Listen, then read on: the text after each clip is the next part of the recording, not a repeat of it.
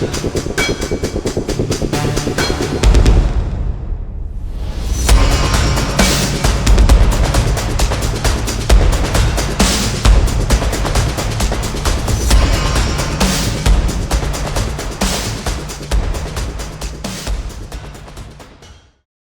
to Ian Cinema, your destination for endless entertainment and unforgettable movie moments. Discover exciting films, inspiring stories, and cinematic journeys across every genre. Whether you love action, drama, thrillers, or timeless favorites, there's always something waiting for you here. Sit back, enjoy the experience, and let Ian Cinema bring the magic of movies to your screen. In this video, we'll take an in-depth look at X-Men: The Last Stand. We'll explore the storyline, summarize the plot, and introduce the main cast and their characters. We'll also cover the film's production, box office performance, critical reception, and conclude with our review and recommendations. So, let's get started.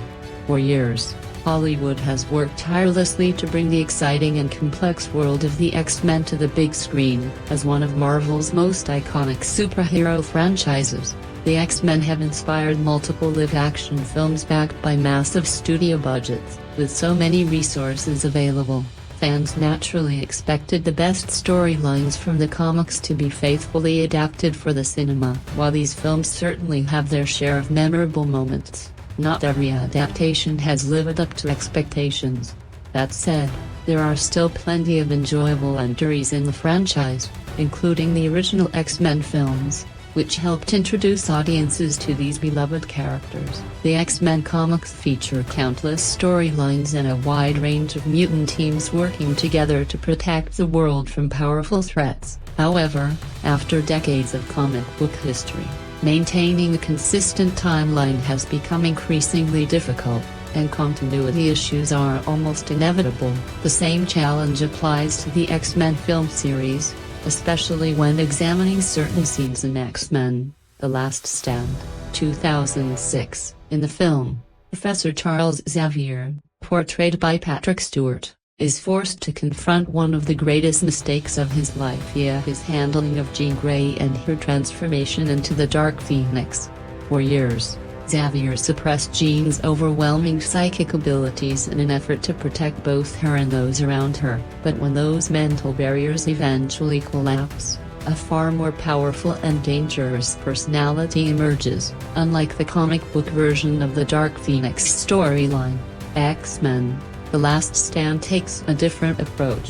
One of the film's most shocking moments occurs when Jean, overwhelmed by her immense power, kills Professor Xavier inside her childhood home. His apparent death marks one of the most emotional and unforgettable moments in the movie. The story didn't end there. Once the X-Men films became a major box office success, the franchise continued to grow far beyond what was originally expected. At the time, most film series were typically limited to a trilogy because successful actors often wanted to move on to different projects. Staying in the same role for too long could also lead to typecasting, making it harder to land new opportunities. Hugh Jackman has spoken openly about this in his memoir, revealing that some casting directors told him they couldn't see him as anyone other than Wolverine. Even though playing Logan was one of the most rewarding experiences of his career, both professionally and personally, it also came with the risk of being permanently associated with the character. When X-Men: First Class rebooted the franchise by taking the story back in time, it gave filmmakers the chance to revisit familiar characters from a fresh perspective. Hugh Jackman's memorable cameo as Wolverine became one of the film's funniest moments. While still fitting naturally into the overall continuity, the franchise reached another high point with X-Men: Days of Future Past, which adapted one of Marvel's most beloved comic storylines. The film gave fans an emotional farewell and a happier ending for the original X-Men team, while also creating room for younger versions of the characters to continue the story. One of the biggest mysteries left behind, however, involved Professor Charles Xavier. At the end of X-Men: The Last Stand, Xavier appeared to die after being disintegrated by Jean Grey's immense Phoenix powers. Yet in later films, he returned alive without any clear explanation. When Logan eventually meets Professor Xavier again, he naturally questions how he survived. Xavier simply replies, "You're not the only one with gifts." That brief line served as the only explanation for several years, leaving fans with more questions than answers. As the X-Men timeline became increasingly complicated through time travel and alternate realities, there was never a proper opportunity to fully explain Xavier's return. Although Professor X has demonstrated incredible psychic abilities in Marvel Comics, including transferring his consciousness under certain circumstances, this specific power had never been fully explored in the films. The mystery continued into Logan, 2017, where Patrick Stewart once again portrayed Professor Xavier despite the events of The Last Stand. It also remained unanswered after Doctor Strange in the Multiverse of Madness, even though Patrick Stewart returned as a version of Charles Xavier from another universe. X-Men: Days of Future Past brought back many members of the original cast, including Hugh Jackman, and showed a future where the Sentinel War had been prevented. Fans expected the film to finally explain Xavier's resurrection since none of the returning characters seemed surprised that he was alive. According to the director's commentary for X-Men: The Last Stand, the filmmakers intended viewers to connect the ending with an earlier scene involving a brain-dead patient who was revealed to be Professor Xavier's identical twin brother. Before his apparent death, Xavier transferred his consciousness into his twin's body using his telepathic powers. Since the new body had physical limitations, it can explain why Xavier continued using a wheelchair. While this explanation technically solved the mystery, it was never clearly shown on screen. Instead, the audience was expected to remember the earlier scene and put the pieces together themselves. As a result, one of the franchise's biggest mysteries never received the detailed explanation many fans felt it deserved. The ending of Days of Future Past also completely reshaped the X-Men timeline. When Logan wakes up in the year 2023, he discovers that Jean Grey, Cyclops, and Professor Xavier are all alive. This confirms that the tragic events of The Last Stand never happened in the new timeline created after Wolverine changed the past. In this revised reality, the X-Men must have defeated William Stryker through different circumstances than those shown in X2. X-Men United. Jean Grey never sacrificed herself, meaning she never unleashed the full destructive power of the Phoenix. As a result, many of the heartbreaking deaths from the original timeline were erased. This new timeline allowed the younger cast introduced in First Class to continue the story through several more films, even though those movies were set decades apart. Ultimately, the Fox X-Men franchise concluded in 2020 with The New Mutants. Now, the Marvel Cinematic Universe is preparing to introduce its own version of the X-Men. Marvel has already hinted at this future through the post-credit scene of The Marvels, which featured the return of Kelsey Grammer as Beast, and Deadpool Wolverine, which further connected the Fox universe with the MCU's multiverse. These stories appear to be building toward the massive crossover event expected in Avengers: Secret Wars, with Hugh Jackman returning once again as Wolverine. Many fans hope that long-standing mysteries from the Fox era, including Professor Xavier's resurrection, could finally receive an official explanation. However, a film as large as Secret Wars may simply not have enough time to resolve every unanswered question from nearly 2 decades of X-Men history. Marvel also seems likely to reboot the X-Men shortly afterward, introducing an entirely new cast and continuity. At this point, starting fresh may be the best approach.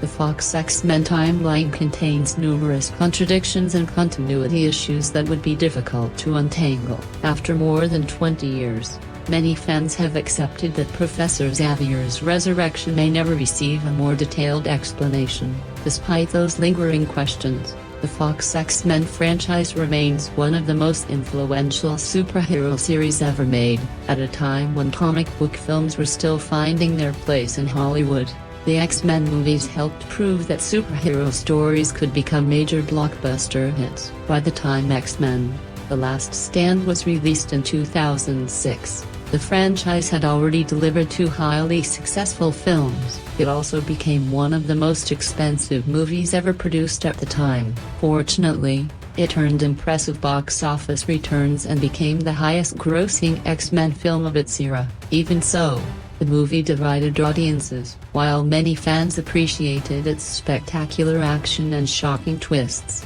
others were disappointed by the direction of the story and the fate of several beloved characters. Few moments were more surprising than the film's ending, which sparked years of discussion and countless fan theories. So, let's break down the ending of X-Men: The Last Stand, explore its biggest plot twists, examine the post-credits scene, and discuss how its story may connect to the future of the Marvel Cinematic Universe. Long before the MCU made post-credit scenes a tradition, the Fox X-Men films were already laying the groundwork for surprises that kept fans talking for years. X-Men: The Last Stand features one of the most shocking endings in the franchise's history. In the final scene, Moira McTaggart checks on a comatose patient, only to hear what sounds like the voice of Professor Charles Xavier. It's a surprising moment because Professor X appeared to have died much earlier in the film, when his body was completely disintegrated during his psychic battle with Jean Grey. If you remember the opening of the movie, Charles explains to his students that there is a mutant whose body is perfectly healthy but whose mind has never developed, leaving the person alive but without consciousness. He raises an ethical question about whether it would be acceptable to transfer another person's consciousness into that body. By the end of the film, it's strongly implied that Xavier successfully transferred his own mind into that body, allowing him to survive. Considering that Charles Xavier is one of the most powerful telepaths in the X-Men universe, this twist isn't entirely impossible. While the film doesn't fully explain how it happened, it leaves audiences with an intriguing mystery. Since X-Men: The Last Stand concluded the original trilogy and the franchise later shifted in a different direction, many of these questions were never directly answered. Even so, this wasn't the last time fans would see Patrick Stewart as Professor Xavier. One of the film's central storylines follows Jean Grey's transformation into the Dark Phoenix. According to the movie, the Phoenix is a separate and incredibly destructive personality that Professor X had locked away deep within Jean's mind so that her true self can live a normal life. Unfortunately, after Jean sacrifices herself in X2, the Phoenix personality awakens, taking complete control. Although Jean is still trapped inside her own mind, she is forced to watch helplessly as the Phoenix unleashes unimaginable destruction, kills the people she loves, and brings chaos wherever she goes. The most heartbreaking moment comes during the film's final battle, as the Phoenix begins disintegrating everything around her. Wolverine is the only person capable of reaching her. Thanks to his healing factor, his body constantly regenerates as he walks through the deadly energy surrounding Jean. When he finally reaches her, the real Jean briefly regains control and begs Logan to end her life before the Phoenix takes over again. Heartbroken but knowing there is no other choice, Wolverine reluctantly stabs Jean with his claws. She dries peacefully in his arms as Logan mourns the loss of the woman he has always loved. It is one of the most emotional and tragic moments in the entire X-Men series. Another major storyline focuses on Magneto and the mutant cure. During the attack on Alcatraz Island, Beast injects Magneto with a mutant cure, seemingly stripping him of his powers. Shocked and devastated by the possibility of becoming an ordinary human, Magneto retreats after the battle. However, in the film's post-credits scene, Magneto is shown sitting alone beneath a bridge, quietly playing chess. As he concentrates on a metal chess piece, it slightly trembles. Although the movement is subtle, it strongly suggests that his powers are beginning to return, raising questions about whether the mutant cure is truly permanent. This idea is later reinforced in future X-Men films, where Magneto once again possesses his full abilities. The movies never clearly explain how he regained his powers, but writer Simon Kinberg has pointed out that the final chess scene was intentionally included as a hint that the cure was only temporary. The slight movement of the chess piece serves as an early clue that Magneto's abilities are slowly returning. When X-Men: The Last Stand was released, many fans worry that director Brett Ratner might damage the franchise with a third installment. While the film remains one of the most divisive entries in the series, it still delivers memorable action, emotional character moments, and several unforgettable twists. In the end, X-Men: The Last Stand dramatically changes the relationships between its characters, overturns the status quo, and closes the original X-Men trilogy with powerful sacrifices, shocking revelations, and an ending that continues to spark discussion among fans. When a pharmaceutical company develops a cure that can permanently remove a mutant's abilities, it sparks a fierce conflict between those who see it as a medical breakthrough and those who view it as an attack on mutant identity. Magneto responds by assembling the Brotherhood of Mutants to wage war against anyone who supports the cure. At the same time, the X-Men face another devastating challenge via the unexpected return of Jean Grey, who was believed to have died at the end of X2. Her resurrection reveals a dark and dangerous secret that threatens not only the X-Men but the entire world. That's an enormous amount of story to fit into a film with a runtime of just 1 hour and 43 minutes, and it highlights one of X-Men: The Last Stand's biggest weaknesses. The movie simply tries to accomplish too much in too little time. The film features a massive cast, but audiences rarely get the opportunity to truly connect with many of the characters, especially the newer additions. Several characters are introduced with interesting powers or intriguing storylines, only for the film to quickly move on without giving them meaningful development. Angel's subplot, in particular, feels underused and ultimately leads to a predictable and underwhelming payoff. Despite these shortcomings, several cast members make the most of their limited screen time. Hugh Jackman once again delivers a powerful performance as Wolverine, bringing both emotional depth and physical intensity to the role. Kelsey Grammer also impresses as Beast, overcoming the challenge of heavy makeup to create a believable and memorable character. His brief action scenes perfectly capture Beast's intelligence, strength, and compassion, making him one of the film's standout additions. The movie also delivers plenty of thrilling action. Wolverine's battle against members of the Brotherhood in the forest is exciting and well choreographed, while the climactic showdown on Alcatraz Island is epic in scale. The final battle gives many mutants the opportunity to showcase their unique abilities, resulting in several visually impressive moments. Although the film occasionally prioritizes spectacle over logic, the action remains entertaining and keeps the pace moving. Once again, Professor Charles Xavier, played by Patrick Stewart, leads the X-Men into battle against Magneto and his Brotherhood in a conflict that could determine the future of mutantkind. The government's offer of a mutant cure may seem like hope to some, but to many mutants it represents a direct threat to their identity and existence. There is little doubt that X2, X-Men United was one of the finest comic book adaptations ever made. Director Bryan Singer built upon the foundation established in the first X-Men film, creating a sequel that raised the bar for superhero movies. As a result, expectations for X-Men: The Last Stand were incredibly high. Those expectations became even greater when Brett Ratner stepped in to replace Singer as director. The film loosely adapts the legendary Dark Phoenix saga while also drawing inspiration from several modern X-Men comic storylines. Elements involving the mutant cure are influenced by Joss Whedon's astonishing X-Men. The Iceman, Rogue, and Kitty Pryde love triangle echoes storylines from Ultimate X-Men, while Wolverine and Jean Grey's relationship reflects ideas explored in Grant Morrison's new X-Men series.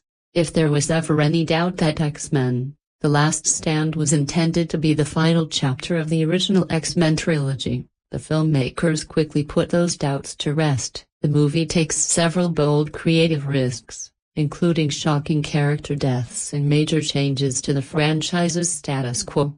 Some mutants permanently lose their powers, and the consequences are far-reaching. Without revealing major spoilers, it's safe to say that the film dramatically changes the lives of many beloved characters. Alan Cumming made a memorable impression as Nightcrawler in X2, X-Men United, and many fans were surprised when the blue-skin teleporter did not return for X-Men: The Last Stand. Although Nightcrawler became an instant fan favorite, the character was absent from the sequel, leaving many viewers wondering why. Years later, Alan Cumming's return as Nightcrawler in Avengers: Doomsday came as an exciting surprise for Marvel fans. The announced cast also includes several familiar X-Men characters, such as Professor X, Magneto, and Mystique.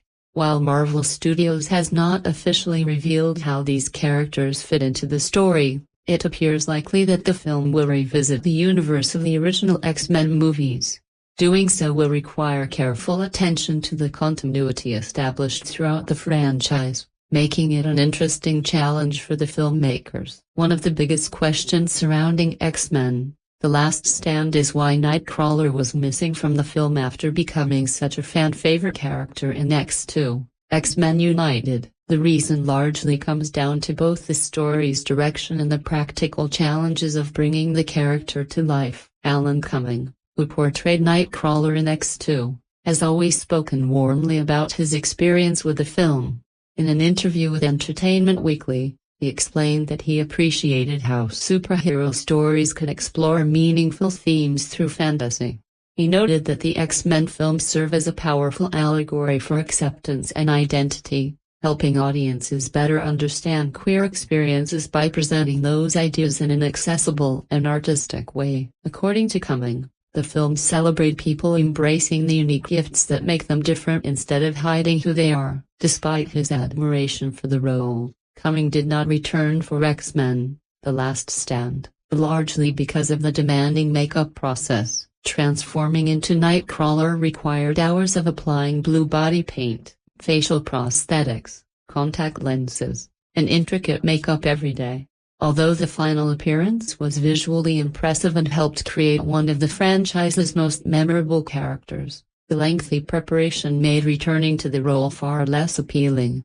Cumming has since explained that he would have needed a much larger role to justify enduring the extensive makeup routine again. The film itself also underwent numerous changes during development. X-Men: The Last Stand reportedly went through several different script versions before production began. One of the biggest behind-the-scenes changes came when director Bryan Singer left the project to direct Superman Returns, and Brett Ratner stepped in to take over. As different writers and directors became involved, the story evolved significantly. Earlier drafts reportedly included a small role for Nightcrawler, but those scenes were eventually removed as the focus shifted to other characters. With such a large ensemble cast, it was difficult to give every mutant meaningful screen time. The story ultimately centered on Jean Grey's transformation into the Phoenix and the conflict surrounding the mutant cure.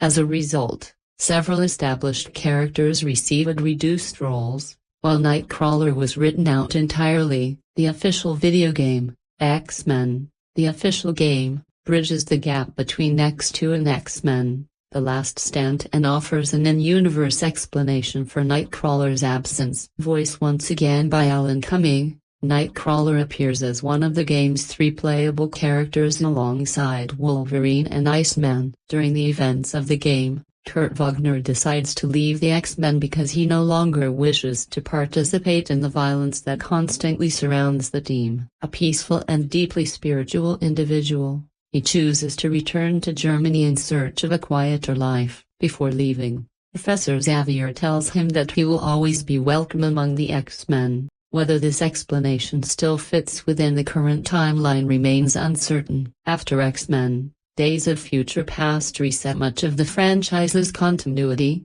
Marvel Studios now has complete creative freedom to reintroduce Nightcrawler in whatever way best suits future stories. Released in 2006, X-Men: The Last Stand served as the 3rd installment in the original X-Men trilogy.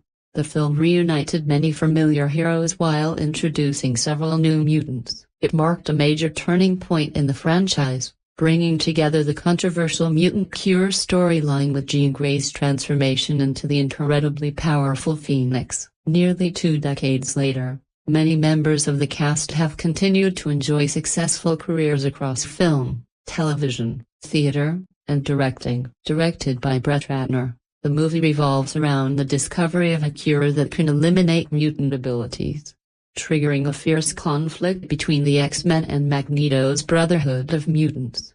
At the same time, Jean Grey unexpectedly returns from the dead, transformed into the unstoppable Dark Phoenix, creating an even greater threat for both sides. Hugh Jackman returned as Wolverine, delivering one of his most emotional performances in the series. Forced to confront Jean Grey's tragic transformation, Logan faces an impossible moral dilemma that ultimately leads to one of the most heartbreaking moments in the entire X-Men franchise. Jackman's powerful performance further cemented Wolverine as one of the most iconic superhero portrayals in cinematic history and paved the way for his successful solo films.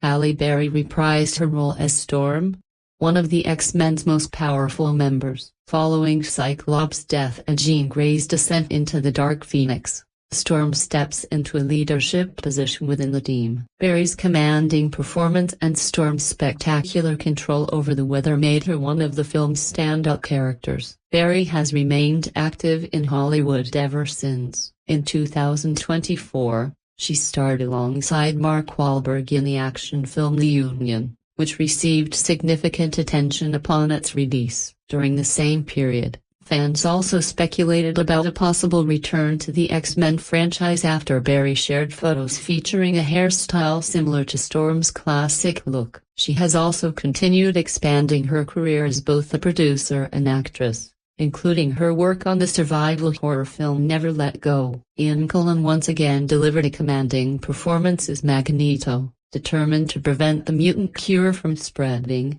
Magneto assembles a massive army of mutants to wage war against humanity. McKellen perfectly captures the character's charisma, intelligence, and unwavering belief that he is protecting mutantkind, even if it means resorting to extreme measures. Outside the franchise, McKellen has remained highly active in both film and theater. In 2023, he starred in the British drama The Critic, earning widespread praise for his performance. He also returned to the stage in Player Kings, a production that combines Shakespeare's Henry IV, Part 1 and Part 2, where he portrayed Sir John Falstaff. Unfortunately, an on-stage accident forced him to shorten his participation in the production. Patrick Stewart returned as Professor Charles Xavier, continuing his role as the wise and compassionate leader of the X-Men. In The Last Stand, Xavier faces one of the greatest challenges of his life as he struggles to help his former student, Jean Grey, whose overwhelming Phoenix powers threaten everyone around her. Stewart's emotional performance remains one of the film's strongest elements, highlighting Xavier's compassion, wisdom, and unwavering belief that even the most troubled souls deserve a chance at redemption. In 2024, Patrick Stewart remains a major figure in the entertainment industry. He returned to one of his most iconic roles as Jean-Luc Picard in the third and final season of Star Trek, Picard, a character that has defined much of his career. Before that, Stewart also reprised his role as Professor Charles Xavier in the Marvel Cinematic Universe's Doctor Strange and the Multiverse of Madness. Famke Janssen portrayed Jean Grey in X-Men: The Last Stand, capturing the character's tragic transformation into the Dark Phoenix, an immensely powerful and nearly unstoppable force. As the Phoenix takes control,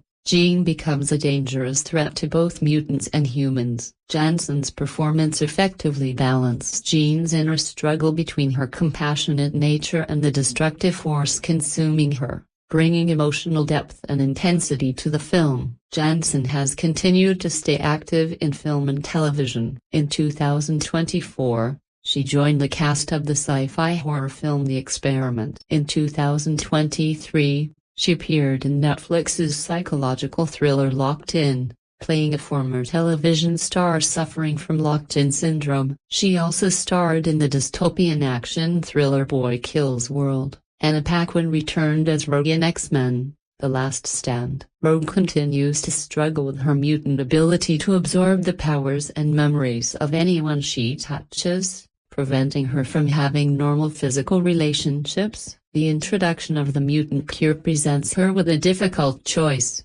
live a normal life by giving up her powers or continue embracing her mutant identity. Paquin's performance added emotional weight to the film's larger themes of identity, belonging, and self-acceptance. Beyond the X-Men franchise, Anna Paquin has continued to build a successful career in both film and television. In 2024, she produced and starred in A Bit of Light, appearing alongside Ray Winstone in a heartfelt drama about redemption, family, and personal healing. In 2023, she also appeared in the biographical drama True Spirit, based on the inspiring true story of Jessica Watson, the young sailor who became the youngest person to sail solo around the world. Kelsey Grammer was an excellent choice to play Dr. Hank McCoy, better known as Beast, in X-Men: The Last Stand. A brilliant scientist and longtime X-Men member, Beast joins the team in their fight against the mutant cure and the growing threat of the Dark Phoenix. Grammer's performance perfectly captured the character's intelligence, compassion, and physical strength, making Beast one of the film's most memorable additions. X-Men: The Last Stand is often remembered as the conclusion of the original X-Men trilogy and a film that led to a soft reboot of the franchise several years later. However, in many ways, it also laid the groundwork for X-Men: Days of Future Past. Released in 2014, Days of Future Past served as a direct sequel to X-Men: First Class, while also continuing several storylines introduced in The Last Stand. One of the clearest connections is the relationship between Bobby Drake, Iceman, and Kitty Pryde. The Last Stand established a love triangle involving Bobby, Rogue, and Kitty, while Days of Future Past confirms that Bobby and Kitty are romantically involved. The film also shows Bobby using the advanced form of his ice powers that he first demonstrated during his battle with Pyro, transforming his entire body into ice. There are still a few continuity questions, particularly regarding Professor Xavier's return after his apparent death in The Last Stand. However, the post-credit scene reveals that Xavier transferred his consciousness into another body, providing an explanation for his appearance in later films. Overall, Days of Future Past works as a continuation of The Last Stand, building on several key plot elements introduced in the earlier movie. One of the most significant additions in Days of Future Past is the terrifying introduction of the Sentinels. These highly advanced mutant hunting robots are capable of adapting to any mutant ability by using technology derived from Mystique's DNA. Even more frightening, the Sentinels instantly share those adaptations with one another, making every encounter increasingly dangerous. The film's opening battle highlights just how hopeless the war against the Sentinels has become. The surviving X-Men can only delay the machines long enough for Wolverine to travel back in time, sacrificing themselves one by one to preserve humanity's future. Interestingly, the Sentinels were technically introduced before Days of Future Past. In X-Men: The Last Stand, they appear only as part of the X-Men's training simulation, where Wolverine quickly destroys a Sentinel head. Although they never appear in the real world or become part of the main storyline, this brief sequence can be seen as an early hint of what was to come. It suggests that the X-Men were already preparing for the possibility of fighting Sentinel technology. Another connection between the two films involves Bolivar Trask.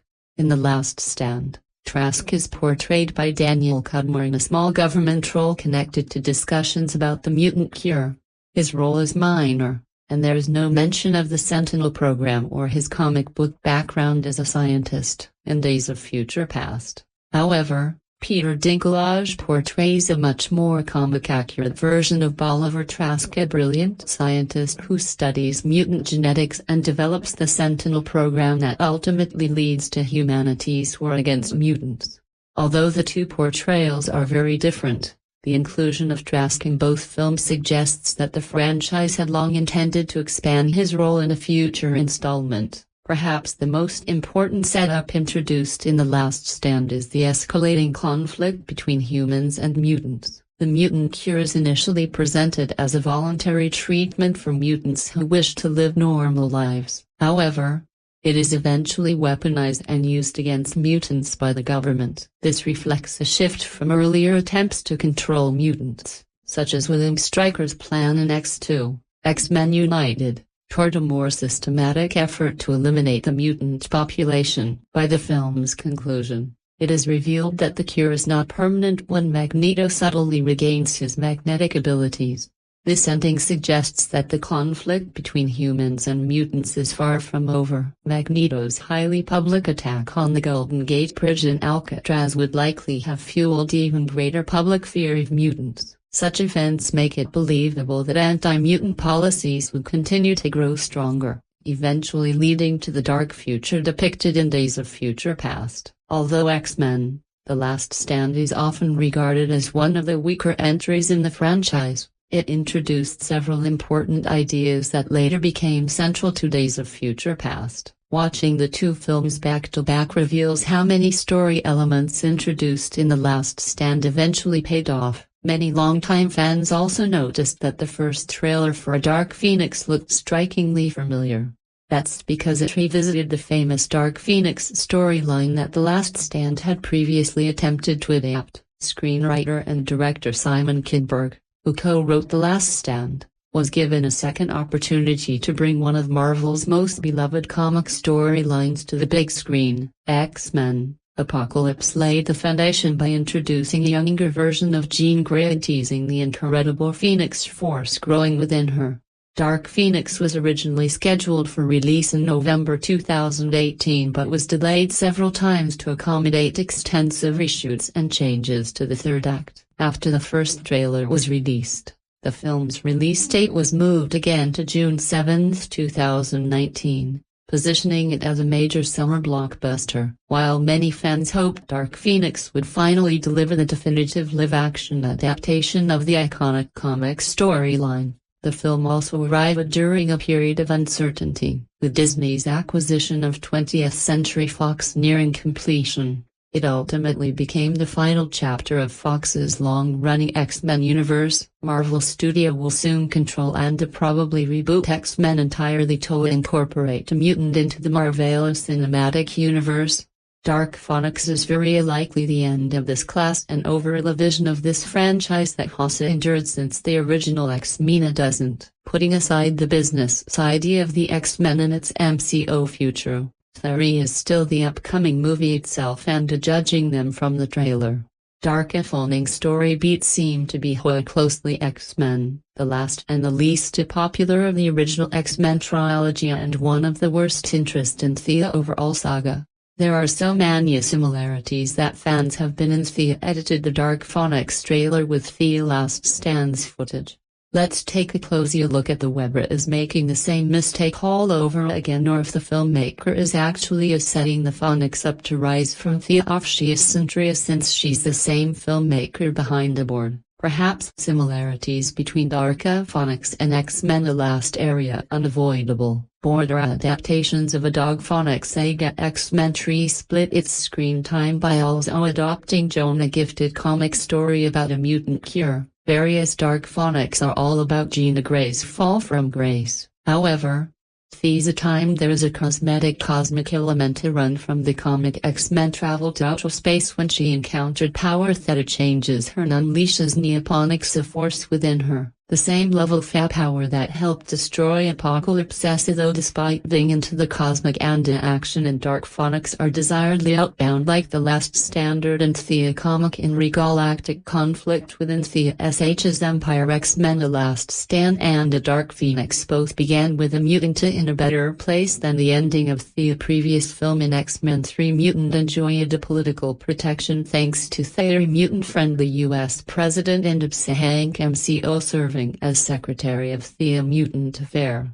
Dark Phoenix will reportedly start with X-Men riding high as national hero after saving the world from Apocalypse's arcade prayer. However, the good time don't last and Jane G's transformation into the Dark Phoenix becomes a threat to the entire planet. Once more, Professor Charlie Xavier comes an under fire for Haddock has kept Rain a potentially breaking power subunit since her childhood. Just like when Famke Janssen's Jim met Patrick discovered Professor X, the government has a Department of Mutant Affairs in XMenTheLastStand, and it's edited by the mutant Dr. Hank McCoy, also known as the Beast. The mutant community seems on its way into the mayor's dream. The go-along envisioned by proof.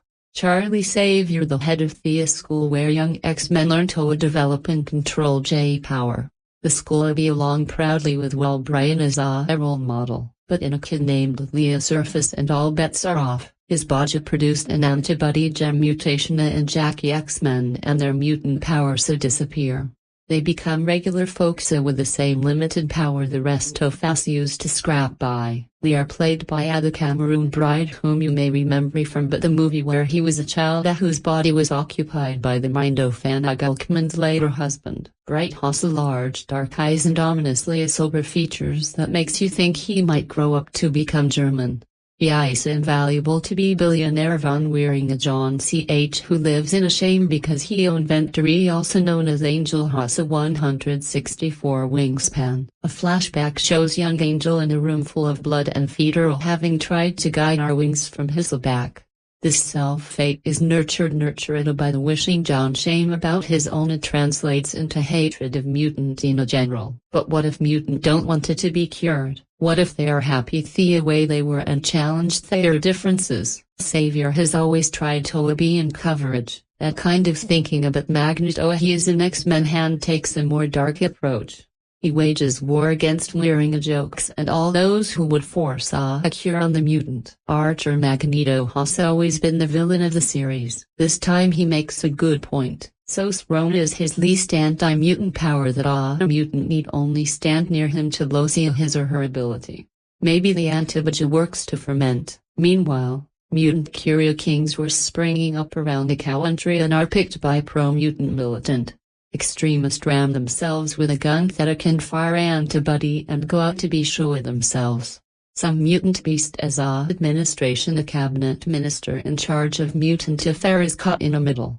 There are so many parallels here with current political and social issues that will lead them is so define the next presidential campaign. Just writing the previous paragraph, one thought of aversion her gun control stem all research and gather main curing mutant is obviously as a form of agentic engineering and star of the curia for many other conditions humans area born with a which could be lie defined also anything that prevent you from being just like George or Gate colony. The fact is most people grow accused to my adder to the hand they have been dealt and rather resent the opportunity to become normal. Normal is a context so whatever makes you more like them and less like yourself. X-Men, The Lost Land raises all of these questions in ebony form, but does not engage him in much detail because it is often distracted by the need to be an action movie. Consider for example, the land manager to neutralize young Leak is being held on Alcatraz. Very well done. Magneto will stand on the Golden Gate Bridge and use his power of industrial sat invitation to replace a whole span of the bridge. Richard it is so that to join with the main lineage and his forces can march on wearing a fortress. Countless innocent citizens that during this operation falling from the bridge or otherwise terminating their command. It seems to me that a Magneto in this case as well area terroristic so fanatic in his division to mutant that he will destroy the bridge in the services of his behalf. Xavier however majority of mutant are peaceful and responsible citizen once of destruction in all the X-Men movies who is in the X-Men are always getting involved in local incidents that have little to do with the big picture. They demonstrate their power during a disagreement and can hype a neighborhood emergency psychological problem or while showing up after the movie. You would think they would have learned to be coordinated of that. So the storm for example is not suddenly needed to blow up a last-minute storm and save the neighborhood city world. My guess is there are just fail planning a mutant and their power are so various and matched that it's hard to keep them all on the same canvas. The addition of a Beast Angel and not to mention a multiple men revive Dr. Jangra causes a mutant jam because there are two main X-Men with too many power of a 104 minutes movie. There are times when the directors the brave seem to be scoring from one plot line to another, like the guy who had to keep all of his plate spinning on top of the pole. All the shame. I enjoyed X-Men The Last Stand. I like action. I like the absolutity. I liked incautious use and the misuse of the mutant power, and he especially liked the way it introduces all of those political issues and less fight it out with a special effect. Magneto would say this a test of survival, of test a savior would hope they would learn to live together. I have been a huge fan of the franchise since the beginning. He adored the first installment, which most critics did not, and absolutely went to giggles over X2, but this last installment, man, the last, left me feeling cold and disheartened. I almost admired this review primarily because I came away from the experience not killing only a way or the other. I neither liked nor disliked of this film, and what make a hardest review of alter. It's just there is all the glorious blandness. It seems like no one involved in the production really cared what was going on around him, which is amazing because of all the element that Brianna Singer left in place for the new director. Brad Renner is still in place. Almost the entire cast and group from the first two films represents, as I said, one of the main problem with his film is the incredible case of blood.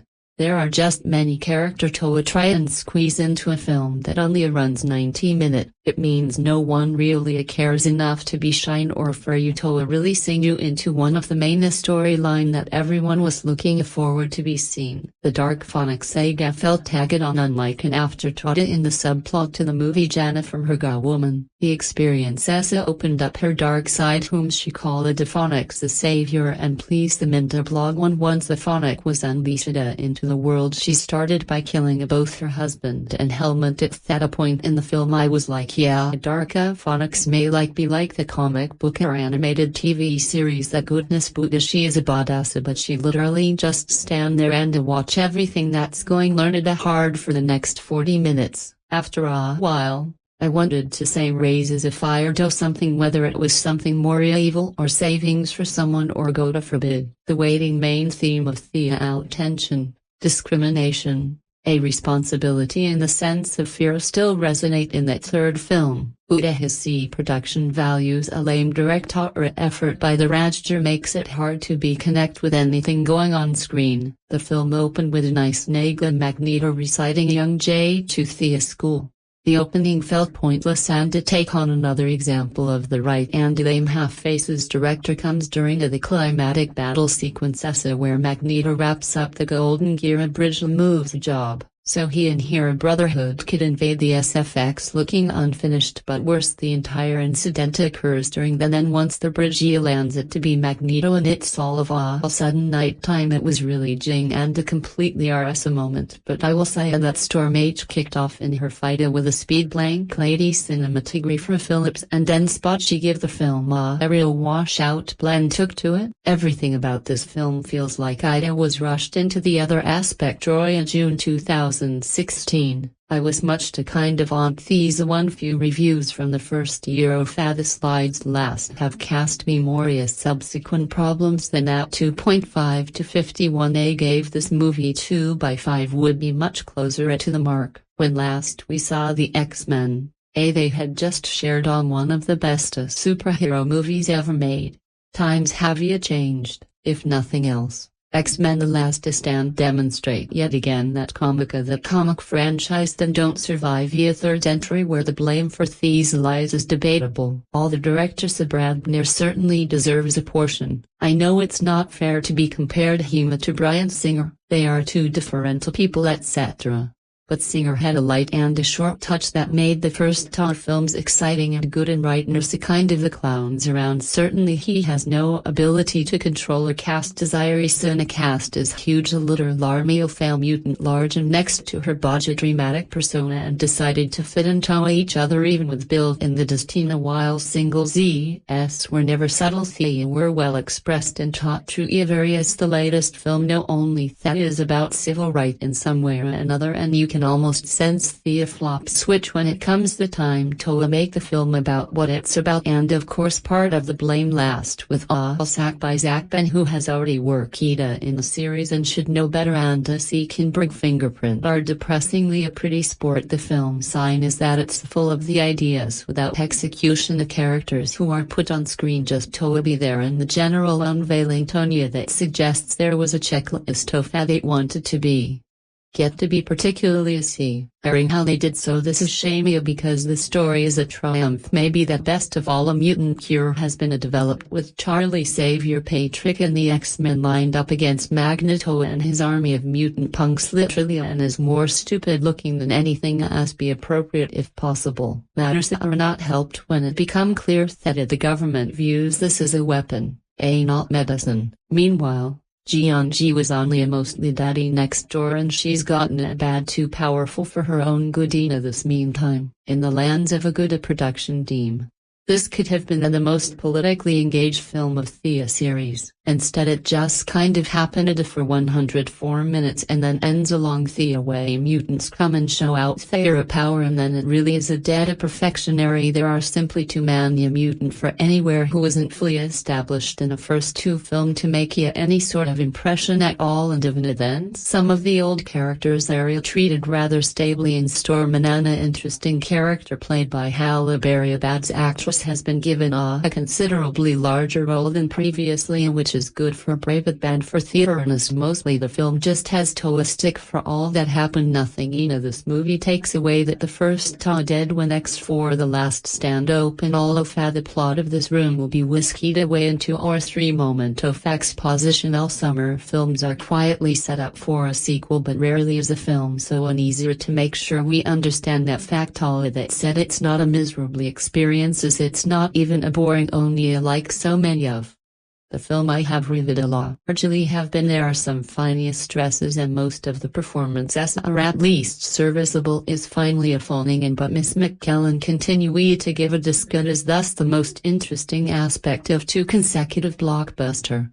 Kelsey Grammer is clearly enjoying himself even if he's newly made that a character, but it really should have been a much better than it was. Not boring ice, not good enough in the wake of Spider-Man 2 and Batman Begin. Thankfully, Bryan Singer is not quite a comic book word and may be pleased. He will be back to be played the Marvel Universe before all is said and done. X-Men The Last Stand began with the images of Angel as a dresses young boy trying to be mutilating his ankle like he wing, the source of this mutant power, and adjust for billionaire industrious son's mutation. Several years later develops a cure that will turn mutant into the normal human being. He has used a mutant child head in a facility on Atlanta as a source of a cure. Some mutant also attracted to the idea of having a normal life.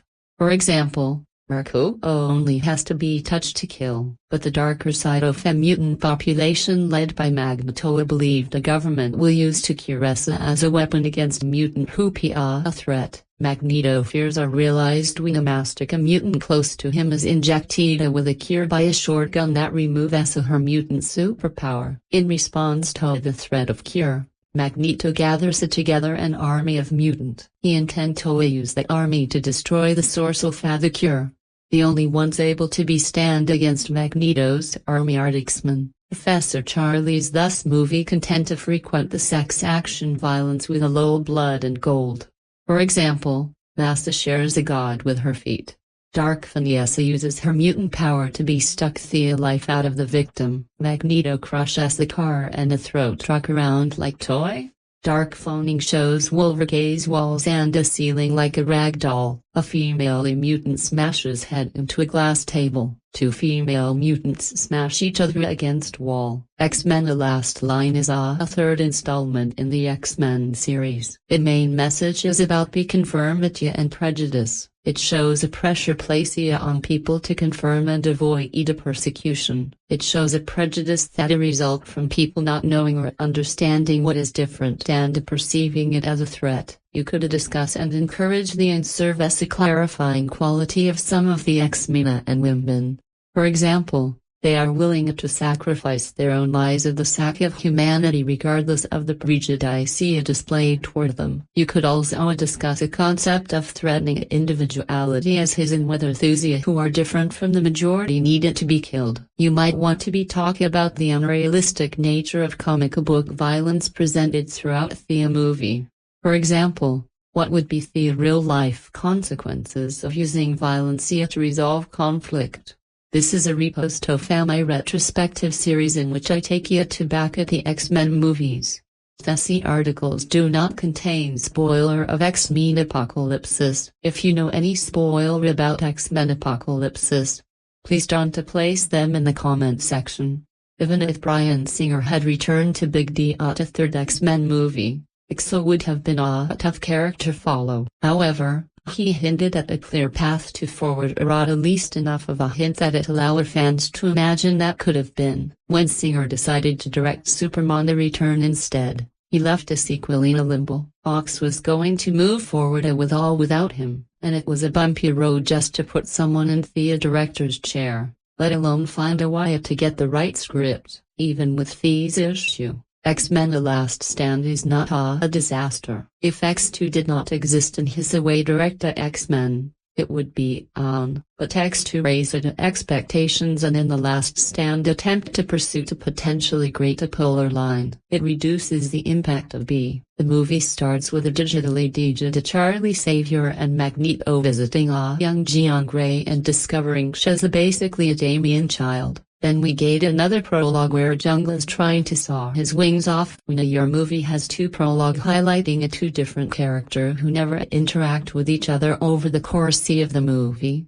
You may want to rethink your plot. The beginning of X-Men The Last Stand is a big warning sign that we are going to be pursuing two storylines. The Dark Phoning Saga gifted the latter of which is about a cure. Either one of these stories could have made a terrific movie on its own. The Cure plotline is still the driving force for most of the movie. However, our execution is painfully clumsy because it's not so awkwardly placed to power to be dark phoning decoration. Even with the gene out of the picture, you have a storyline where it feels like the movie was investigated and that Angel is a cameo plus-size role and a consideration of a cure is given most of them to bed. A lot happened in The Last Stand and most of it lost weight. It feels like a lot of emotional left was put on Dark Phoenix and then Dark Cure was meant to be Siblin's story as it should not work that way.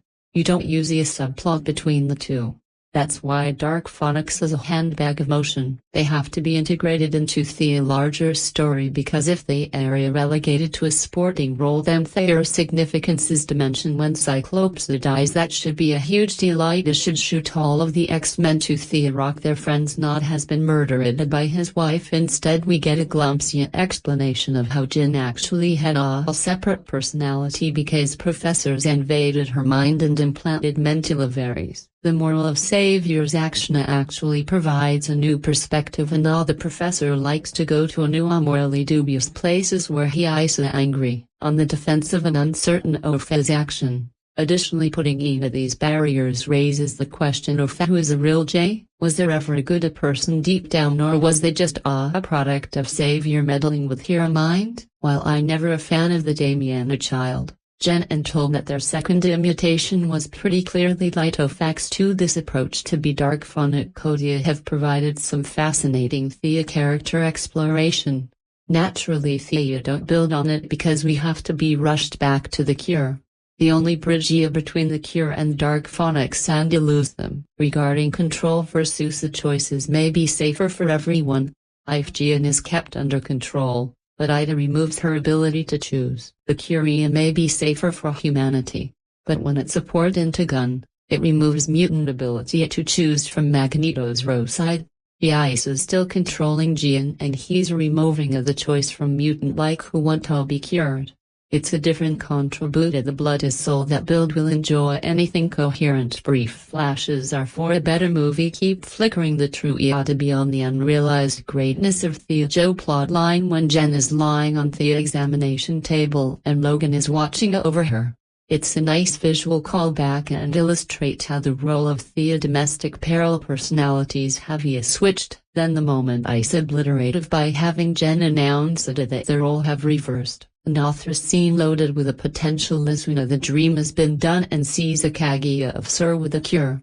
For a moment Ida looks like they are considering the ethics of using a weapon. They would remove the fellow mutant power. Then you realizes they were just formulating a plan on how it uses again Magneto into the ethical ramification and never center their mind. While it's easier to lay all of the blame at the feet of the director's bra, it's not entirely fair to do so as this case. The last loss of director it should have because he single font and the comic book movie ISO wanted more. The game plays with scum and pull out with altered and while all of this is not usual for blockbuster dub Toby Last was mild departing before filming it was about to begin. While the reasons behind the departure could be jagged after family issue and story of Madeline, the fact remained that Warner was brought it to a picture that was already in the pre-production. He wasn't at a toy deadline and Fox knew he was competent enough to make a release there. They know personality kid would not be rockied about for hire to get a competent media blockbuster and that's all they got. Good to their flash and set present in X2 was theirs and The Last Stand is a more the line with the futureless X-Men even the plot and set pieces are similar to the first movie. The last doesn't have a lot of action beyond the fights inside a house fighting no-name mutant in a forest and a climax battle at Ultra which is really just a bigger version of the climax of X-Men mutant versus mutant at an American landmark. The movie does not take any chances, so it's not unsurprising that at familiar ground where The Last 10 goes for frustrating inflating is where it becomes smart about how daring it thinks it is. As Ia said earlier, Cyclopsis that is a idea surprising but emotional impact is a future because of the facing and execution. You should know the behind the scene mechanication when then you know he's being killed if not because it's best for their narrator but because it's best for match than doing part so but where the movie really want to be Hogoresis is by killing professors and removing the Magneto's power. Thessi are the two characters or two won't open the movie and then they have been at the core of the trilogy's overarching conflict. Wolverine may have some more toy get more equipped and have more friends but Xavier and Magneto are the pillar of the franchise. If The Last Stand were truly daring it would have stuck out gun about a harsh conclusion for Xavier and Magneto. Instead it concluded darkly plays a scene where Xavier talk at a historian about addicting does not really relate to be larger plot itis a side stinger about his resurrection also for magnitude losing his power and this should be a fitting conclusion to the character's arc. There's a fate first and a beneath that for him but a final moment of the film shows Magneto's power area not truly gone. Additionally, for these a little scene to be happen, you have to be assumed that the most wanted on the planet go out in public and place in the park on a bright sunny day. X-Men's The Last Stand is a franchise installment teen of the worst meaning for the praise. Ida keep the franchise going through Thea's presence alone. The movie's highest aspiration is epic and that's pretty much what everyone brought to the table, having the first special kid appeared as a main character and giving some more protective role or what count also films measure everyday franchise inevitably takes aback but to be portray the last sentence as anything less than disappointing is singing a word it is a shell of a predecessor or a technical exercises that is usually a divide of substance. He is held in a secure facility on island where the mutant anti-Lodu is also perceived. Magneto and his faction of mutants see the Curia as a trade mean to be wiped out. Charlie a savior is also very but is willing to work with us government and the news secretary of mutant affair Hank MCOB. Meanwhile Cyclopsis has fallen into a deep depression about the death of Gahi's inconceivable despite the fate of Theobald Brandon so Harry Cyclopsis mysteriously hears Jane's voice and to travel back to the scene of her Larry Lake he discovered that Jane is very much alive but has is radical Isa without revealing spoiler heat trauma of her spouse that has evolved a gender. She has come out to her dark side and alternate personality. No adoponic whose ability could save the balance between human and mutant.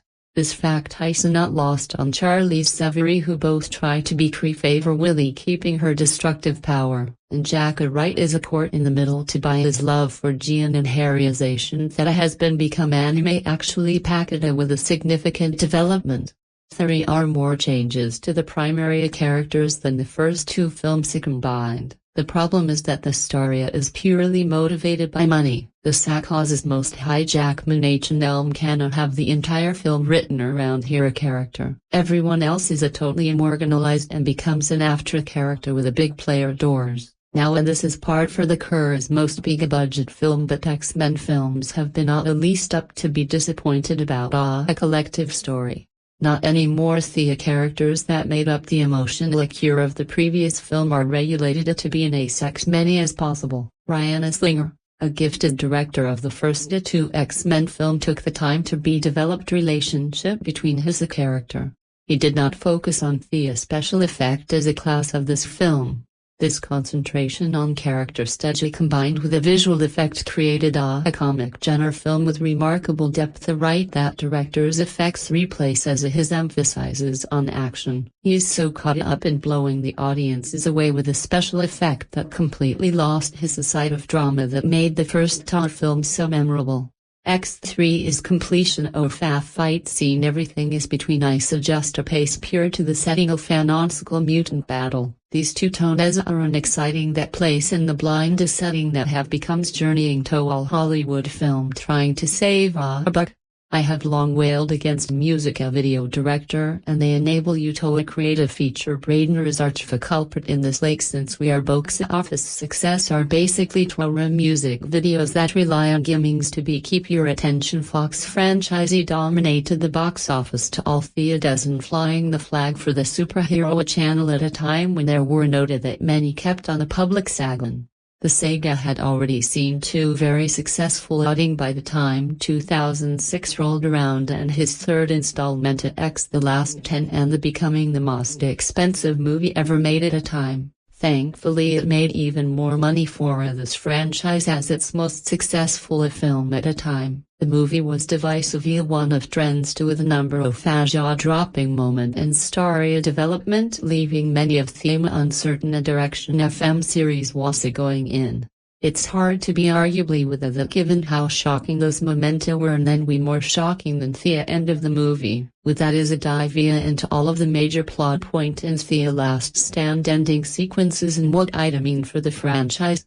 Post-cutscene or synopsis with a Marvel Cinematic Universe, but folks was out here doing it even earlier. MCO with the X-Men, the last featuring one of the most shocking in the general history. The infuses Moira check digging on a camera, so patient only to be greeted by what sound like the voice of the Professor Charlie Xavier. It's a shocking moment because Professor X that much earlier in the movie when his body literally disconnected in a battle for the mind with Gian Gay. So does that mean he is alive? After all, the short answer yes. If you remember in the opening act of the movie, Charlie told he studied student about a mutant born with a fully functioning body but without a consciousness, meaning that a man needed a medical assistance to remain alive. He then cheats about the possibility of placing an author person's consciousness into that body one day and later it would cross again. Well, it looks like they found a way to place his own consciousness into that man's body. Charlie has perhaps the most powerful mind of all mutant, so it is not really that surprising that he managed to survive an attack that would dissonate his body. The question is, where did he go from there? We will not get into too many spoiler in case you are watching the X-Men franchise for the first time, but as The Last Stand was to the end of the original trilogy on the saga took a different direction after that. One of the primary storyline in X-Men the Last resolved around Jean Grey's transformation into the Dark Phoenixes. It was a separate personality Viana with the Professor X had once called Yena her mind in order to be allowed a Religem to live her life. Unfortunately, her sacrifice apparent that in allowed up forced to break the guilt but was still in there forced to watch her alternate self kill her loved ones and to reckon down her own word. There was no greater example out there in the film of that final battle when an attempt by the military to inject her with a mutant cure sent her over the edge. Theophonics began disintegrating everything with inside the moment that made Ravi Mnemonic ask himself what he had done by freeing her. Warfriend managed to make it to her upon reaching Darljana within killed her with one searing blow with his claw. She left collapsed into the Logan's arm as he and Ben. This thought that he had to be killed the woman he loved. Throughout the whole movie, Logan had to contend with the fact that he may have been forced to kill Jim. He didn't want to believe it because of how much he loved her. But you know what? He was the only who could get close enough to do it. Not only was Logan strong enough to get close to her, his skin behaled every time it began to be distinguished. He was able to get close to her, so when he asked him to kill her, he reluctantly obliged. Another major plot point for and the ending of the movie saw Magneto injected with a mutant cure. It took place during his attack on Island where he battled Mulren, which provided the perfect destruction for B to inject him. Horrified that he had become human, Abuja back over the bridge and disappeared into the night. Or when he saw him again in San Francisco, he was alone under dark bridge blank chest. After human he attempted to move on, but now the pieces with his mind and evoked. Needless to say, he suggested that Magneto's power had began to be returned to him. Nature's questions about the long-term effectiveness are the mutant cure. This was pretty much confirmed when he returned in direct sequel X-Men. There's a future past with his power intact. It's never addressed as to how he get his power back, but he can pretty much guess something that writer Simona Kimber also spoke about. So if you have not yet seen the rest of the X-Men movie, you can rest assured that Magneto is back at it. His power sooner rather than later, and the same appear to go for who willingly took the cure in a movie. Sure, an explanation would have been welcome, but as a sequel to a different storyline it's understandable that I'd just let them jump to the taking. Dr. Phonics is a better in XMenTheLastStand out still made big mistake that it kept it far from being one of the best. X-Men movie writer-director Simona Kimber's film is a dover of Thea Kimber's co-written Brad Trigger's directed 2006 Red Strawberry adopting Marvel comic Dronic Saga, arguably the most popular X-Men story. This time it's so epic. Shareport raised who is embedded by the cosmic Ponyx the Force and grow too powerful and malign, forcing the X-Men to take a stand against her. After the X-Men movies were rebooted in 2011, X-Men's first glass of opportunity crows the remake The Dark Phonics Saga. The X-Men from the original trilogy like Jean Grey Lopes and a Storm recast with younger actor and X-Men Apocalypses, and the timeline had been altered by X-Men. There's a future past to that the last 10 never happened. While many fans granted it another movie about Jean Grey becoming corrupted by the Phonics Force, the hope was that a Dark Phonics would do the tale just and seek more closely to the source material, which included X-Men fighting Alien Gen becoming so out of the control as a Phonics that ships destroys a star and it interplanetary genocide in a major showdown on the moon. The trailer immediately judged fans a hope as Dark's resemblance to X-Men. The Last Stand was too close for comfort. Still, they're not to source material that did not existed in X-Men. The Last Stand, the mutant heroes do travel into the space. The Phonics foresee a biting origin, thus regard Alien in the movie, which were originally rumored to be Scar the final character, and enter highly publicized the Sharda that later released the release and made significant changes to the third act in the final cut. There are no scroll in the film as a result of all of the tinkering and second guessing. Dark Phonics received the lowest Rotten Tomatoes score of any X-Men movie. It also does not help that since fans have already seen a Dark Dead Phoenix Saga movie, they don't feel the strong urge to see a remake that also got bad review. However, even it's a low bar to clear.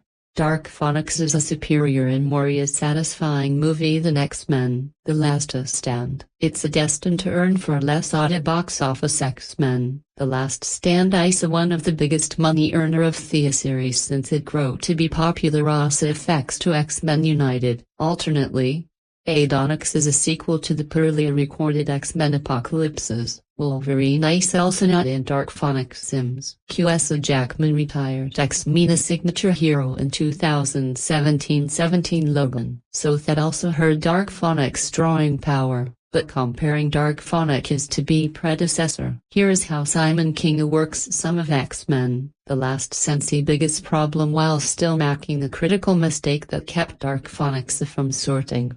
Dark Phoenix immediately corrects X-Men. The Last Stand began a scene by making the entire movie about a Jean Grey transformation into the Phoenix and Hosey in turn affect the X-Men after teasing the Dark Phoenix saga which Isa and Extro X-Men United care for the Last Stand related to its B-plot while Thea's story was in war over a mutant cure in X-Men The Last Stand female Jensen's a giant skill and Professor X Joe a Cyclops is that was kept off screen to drain his credit. The entire film is about Jean and her ISP story. J action drive the entire film with X-Men and a brotherhood led by the Magneto. I'm taking sides over what to do about her. While before the Phoenix foresee a corrupt her, there are scenes of Jean-Diana intimacy between Tang and Scott.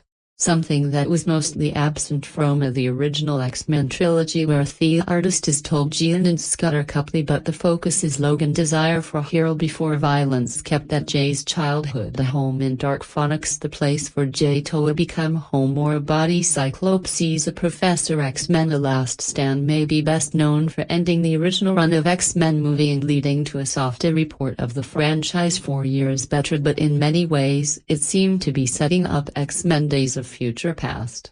That movie which was released in 2014 was a direct sequel to be X-Men First Class but Ida was just as much a sequel to be Lost and so strangely he clears story and thread of connecting X-Men. The Last Stand to be X-Men Days of Future Past is a romantic one. Gay is then kidded a love via triangle between Bobby Dragrokio and a kitty pirate. In Days of Future Past Bobby and a kitty appear to be romantically involved and Bobby also shows off the involved version of his power that he unlocked in this battle with the pyro. At the end of reaction Thea allows them transforming his entire body and there are some point of confusion in the continuities such as the Professor Charlie Xavier being alive and back in his old body after dying and transferring his consciousness into the body of a common man in the last post based on certain plot element that we introduce in X-Men The Lost and it seems as folks may have been planning and making X-Men Days of Future years later.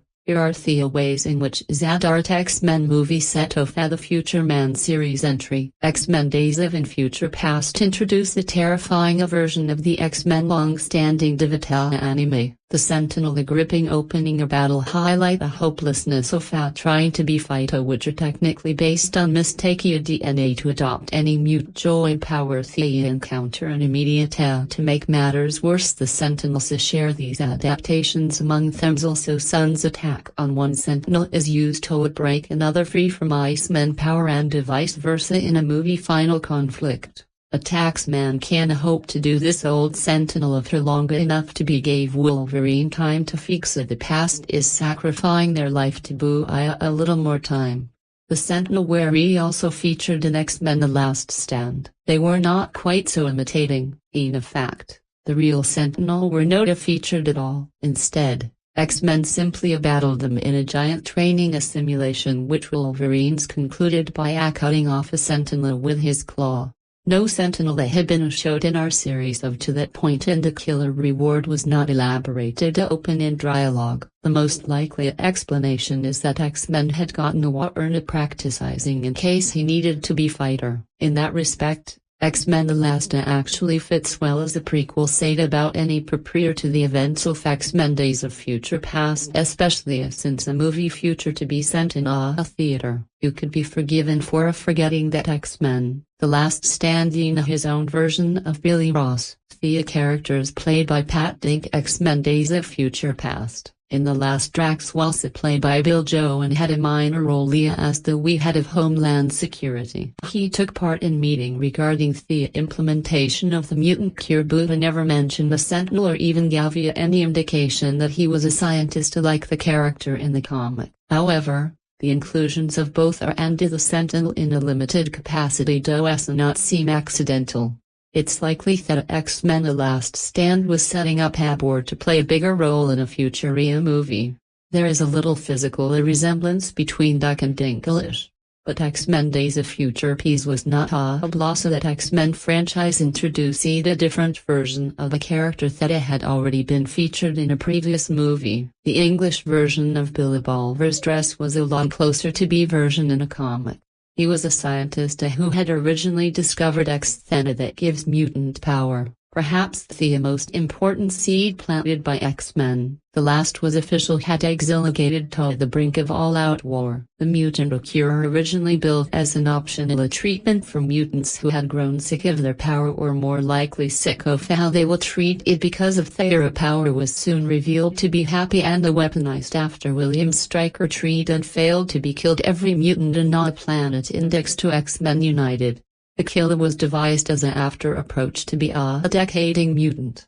Whoever died out the movie revealed the effect of the cure were not permanent, as a recovering Magneto was able to use his power to slightly move his metal chest pieces. It makes sense that an addition of a cure for the mutant Jama would have shifted X-Men Universe's overall window from general fear and a hatred of mutant toward him.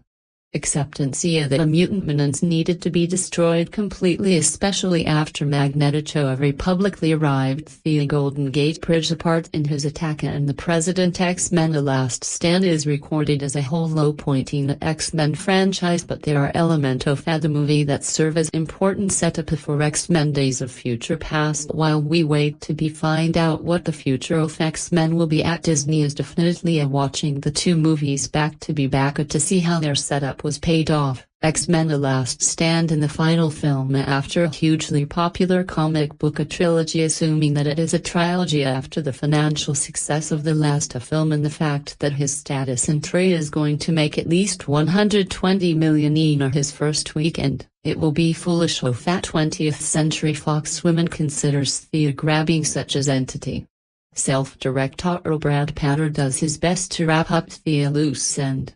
The results are not on par with the previous two films. X-Men start of where the last movie ended. The School of War gifted is going strong, led by Professor Xavier and his band of mutant.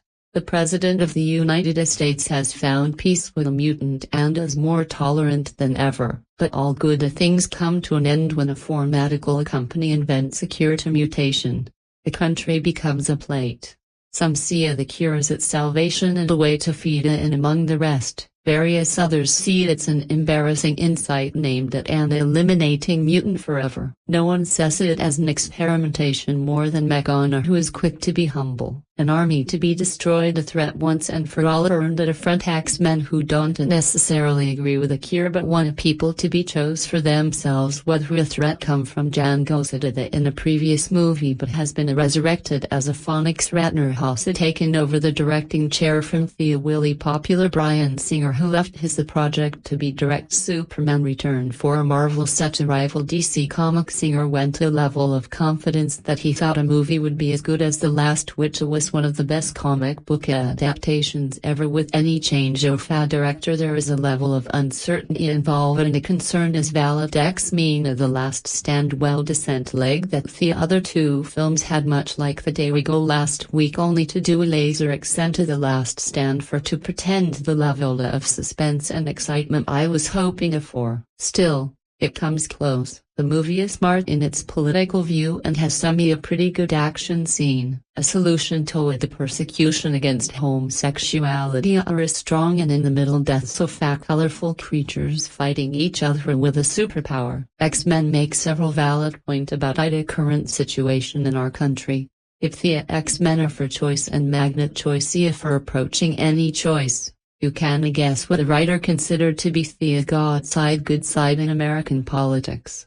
Of course, politics are only a small factor in the overall enjoyment of the movie. X-Men is fast-paced and to the point with several good action sequences. New addition to the characters roster including Kitty, Brad, A. Best, and Georgian Ardar player. Several major and I mean major characters are either killed or lost to their power to be cured, which makes it impossible to tell who will be the next. Movie is never boring and keep you entertaining, but it just does not feel the same with so many characters. These X-Men does not seem to have a central character to build its story upon.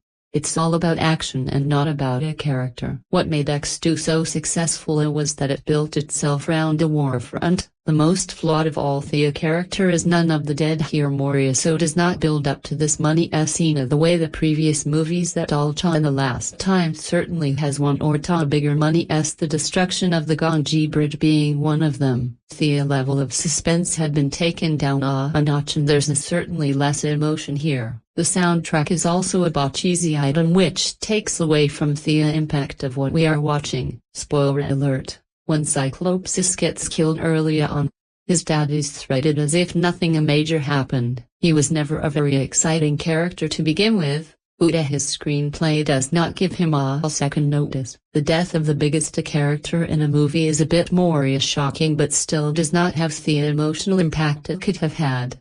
He also did not buy into the Roy's decision that Roku herself play such a small role. We can hardly decisive, probably too picky by the itself is also a bit questionable. X-Men, The Lost Stand is an entertaining attraction-packed movie that is successful in running out of races with plenty of character death, a political commentary, and some exciting moment. As an action film, it succeeded. However, its lack of emotional involvement and ability to keep the suspense that could so easily never make it a less desirable picture than a previous to fact. Strangely, the clear story trend connecting the X-Men, The Last Stand to be X-Men, Days of Future Past is a romantic one. The last created a love triangle between Bobby Track, Ragu and Kitty Pirate. In Days of Future Past, Bobby and Kitty appear to be romantically involved, and Bobby also shows off the involved version of his power that he unlocked in his battle with the Pyro at the end of X-Men, The Last Stand, transforming his entire body into ice.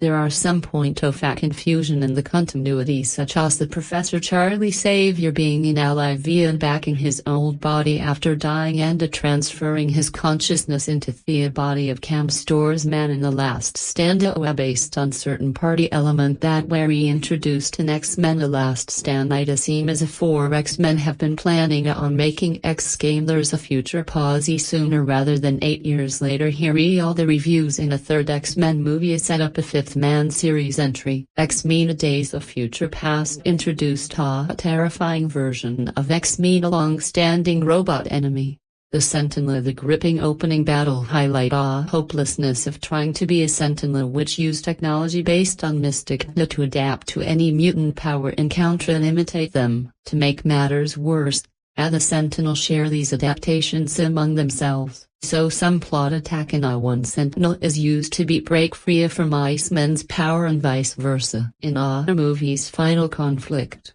all the X-Men can hope to do is hold the Sentinel off for long enough to give Wolverine time to fix the past, each sacrificing their life to buy a little more time. The Sentinel were also featured in X-Men. Although X-Men, The Last Stand briefly introduced the Sentinels, they were far less intimidating than fans expected. In fact, the real Sentinels never actually appeared in combat. Instead, the X-Men trained in a simulated danger room exercise where Wolverine famously sliced the head off a Sentinel. After that sequence, the Sentinels disappeared from the story and were never mentioned again. The most likely explanation is that the government had already developed Sentinel technology and kept the robots in reserve, ready to be deployed if they were ever needed.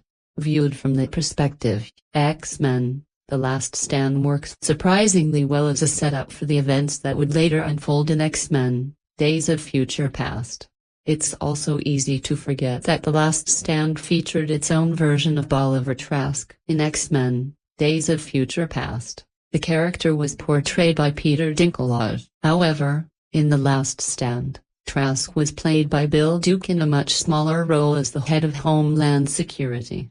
He attended government meetings about the mutant cure but never mentioned the Sentinel program or showed any signs of being the brilliant scientist portrayed in the comics. Even so, Trask's appearance doesn't seem accidental. It appears the filmmakers were planting the seeds for the character to play a much larger role in a future installment, which eventually happened. Although Bill Duke and Peter Dinklage look very different, Days of Future Past was far from the first or last time the X-Men franchise recast a character with a new interpretation. Peter Dinklage's version of Oliver Trask was much closer to the comic book source material. He was portrayed as the scientist responsible for developing Sentinel technology to combat mutants, making him a far more significant figure in the overall storyline. Perhaps the most important idea introduced in X-Men The Last Stand was the growing oppression of mutants and how it pushed society closer to an all-out war. The mutant cure was originally presented as a voluntary treatment for mutants who no longer wanted their abilities or who simply wanted to escape the prejudice they faced because of them. However, it was soon weaponized against mutants. This echoed William Stryker's failed attempt to eliminate mutant kind in X2, X-Men United. While the cure appeared to be a less violent solution, the film's ending revealed that its effects were not permanent. Magneto, although weakened, was still able to slightly move a metal chess piece, suggesting that his powers had begun to return.